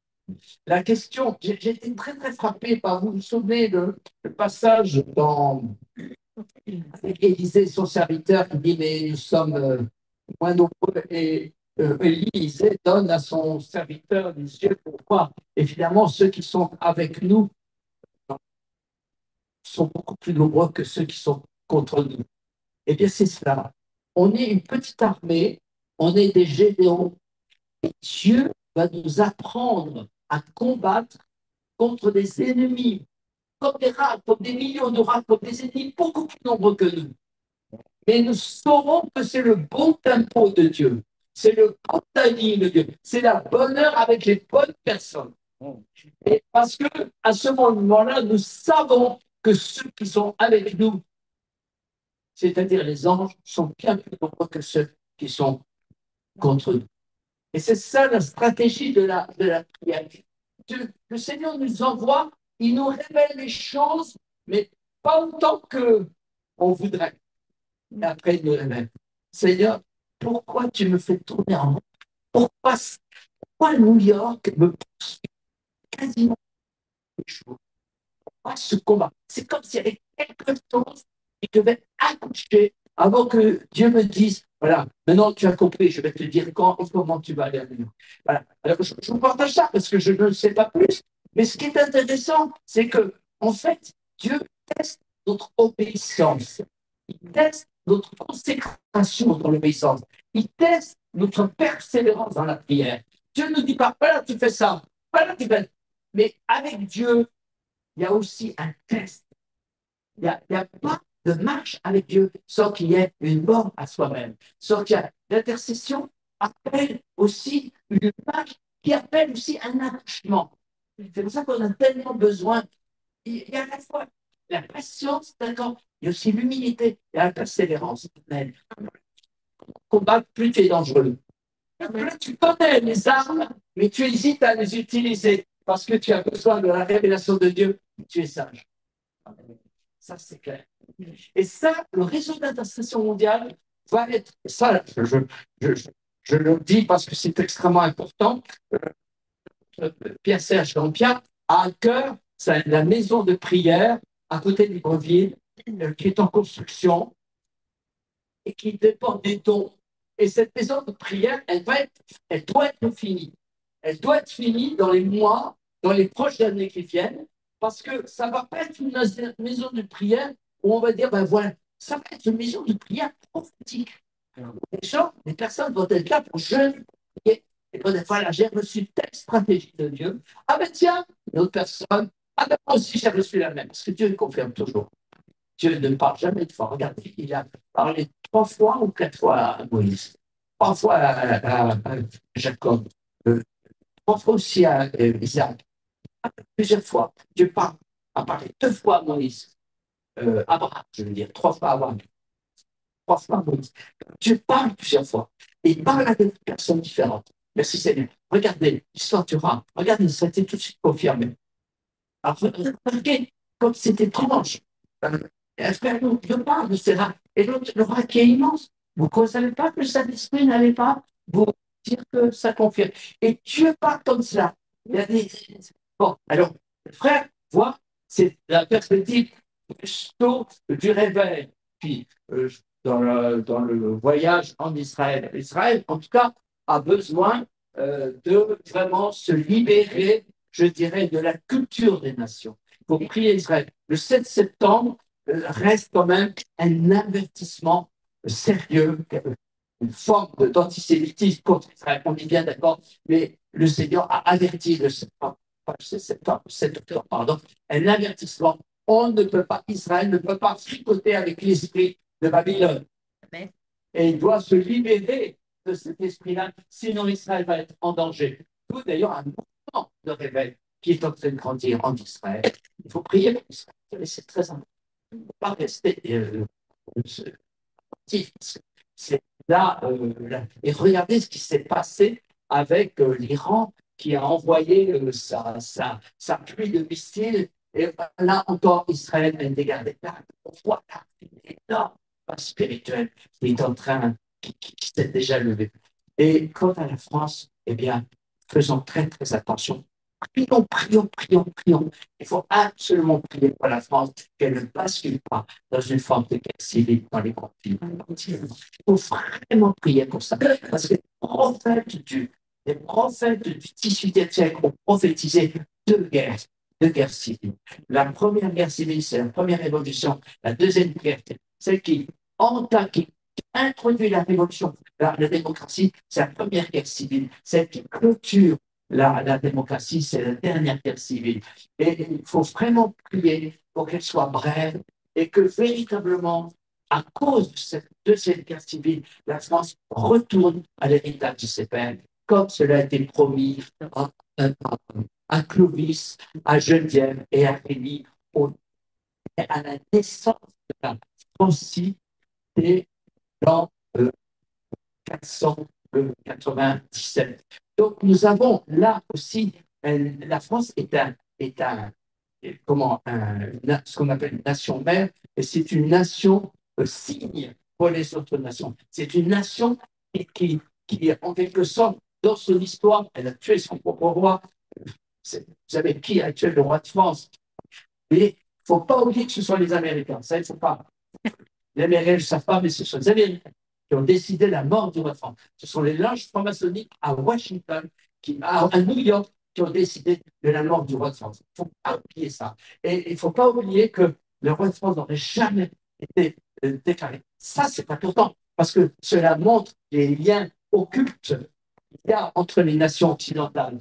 Et il ne faut pas oublier aussi qu'à la fin des temps, même tout ce qui se passe en Afrique, il y a quand même un continent qui a été touché. Il faut savoir que l'effondrement du second temple, il y a eu des empires juifs en Afrique.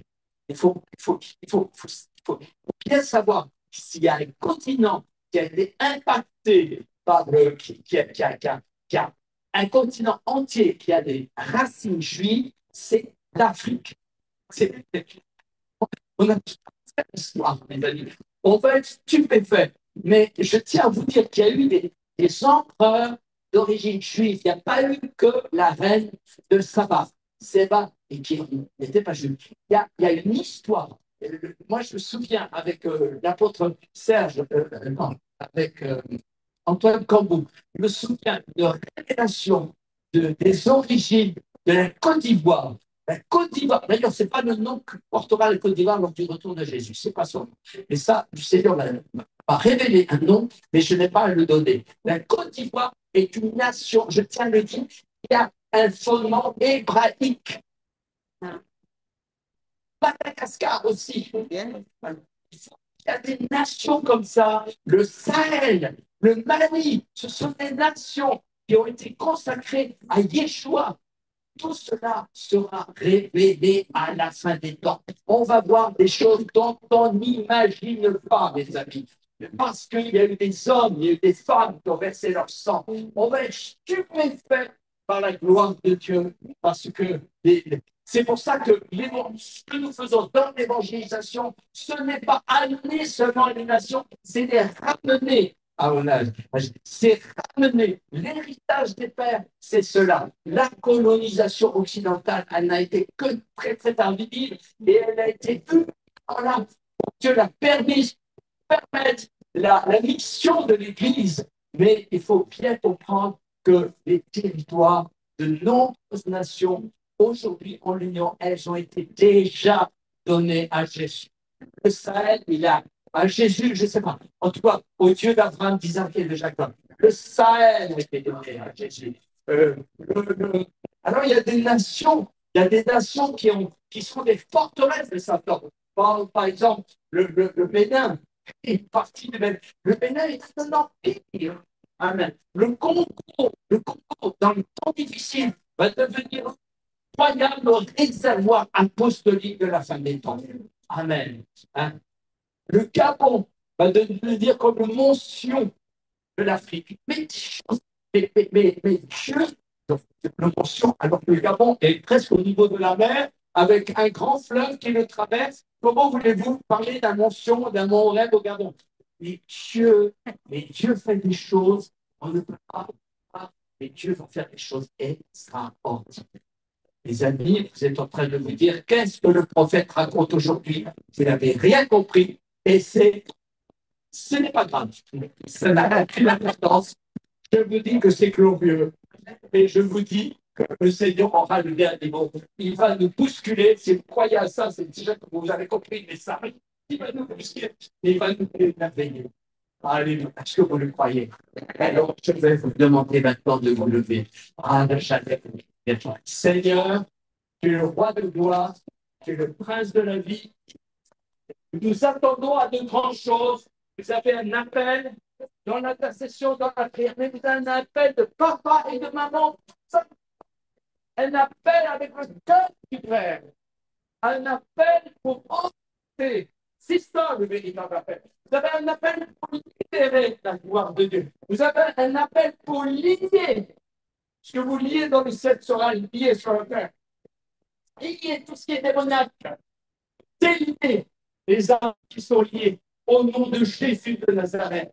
Cette terre, je vous demande de frapper cette terre du nord et de proclamer au nom de Jésus que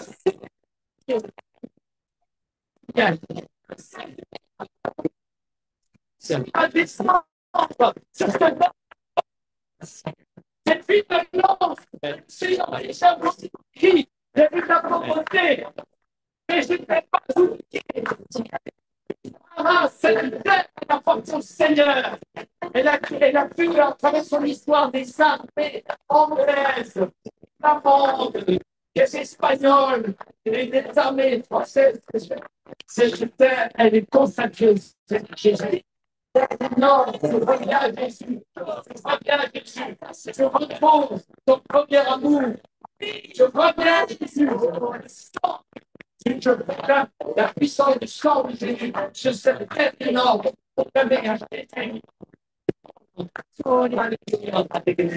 Si le nom ne se réveille pas comme un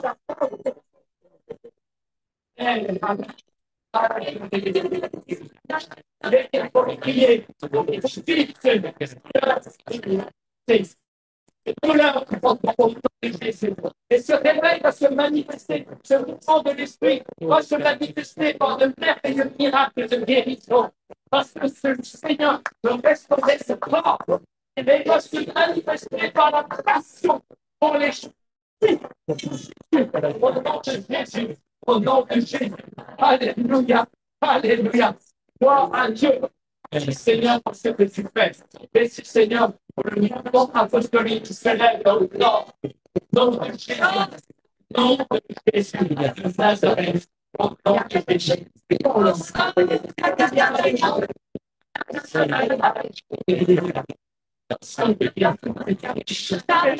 Alors, que l'on soit vieux, que l'on soit jeune. Alléluia. Ici pour tous, c'est le de Saint-Esprit. Alléluia.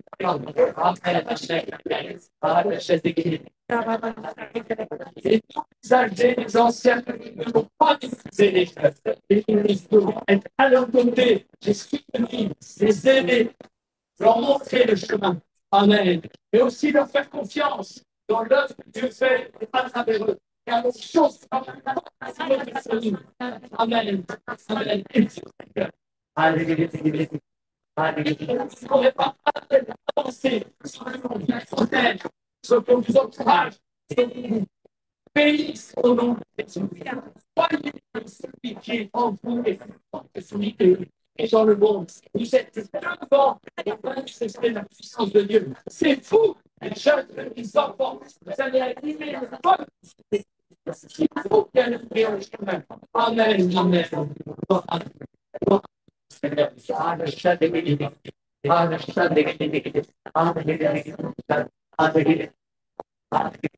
C'est que Dieu, j'ai une image comme la prière. Le Seigneur me dit que cette terre du Nord, elle est. Je ne connais pas dans la terre. Ok. Comme une prière. L'île de charbon. C'est l'île de charbon.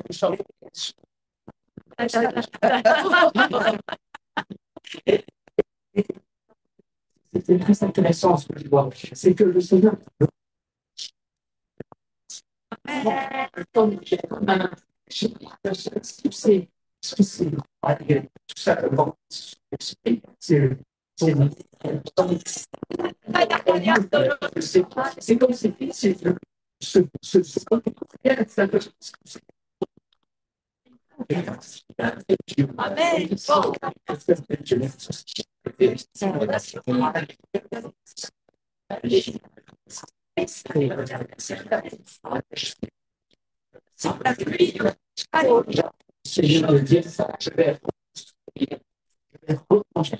je vais reconstruire leur nom sur des fondations. Amen.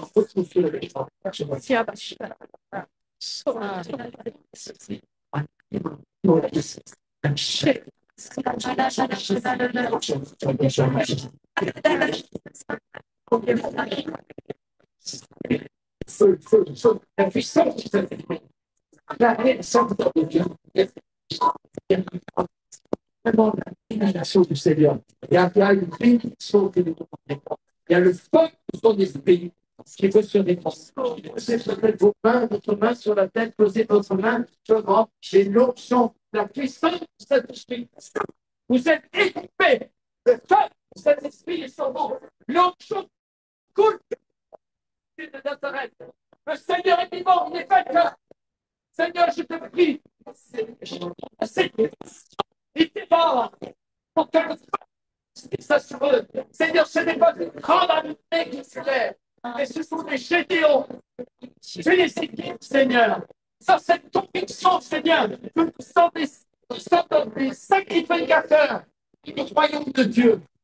Nous sommes là, libérés. C'est l'héritage de votre Jésus de Nazareth. Donc, sur le feu, la puissance du Saint-Esprit, je vous prie au nom de Jésus. Au nom de Jésus. L'onction, l'onction, l'onction, l'onction, l'onction.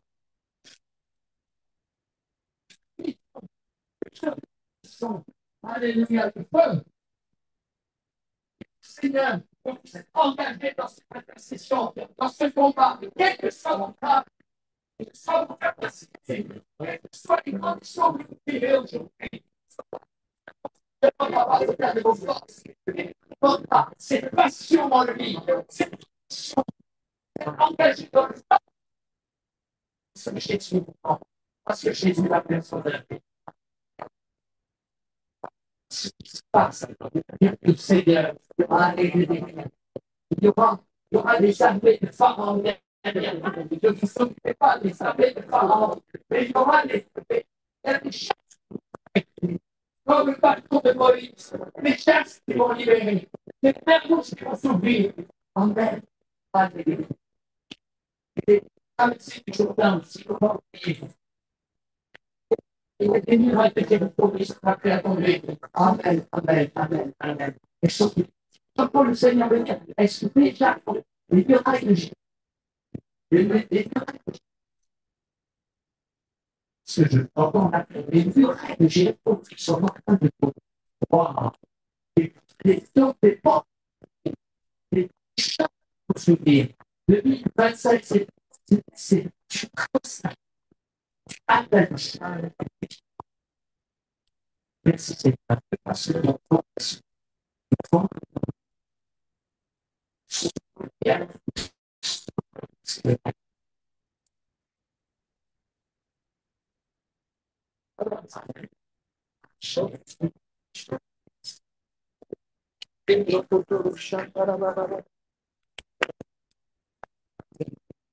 Non, c'est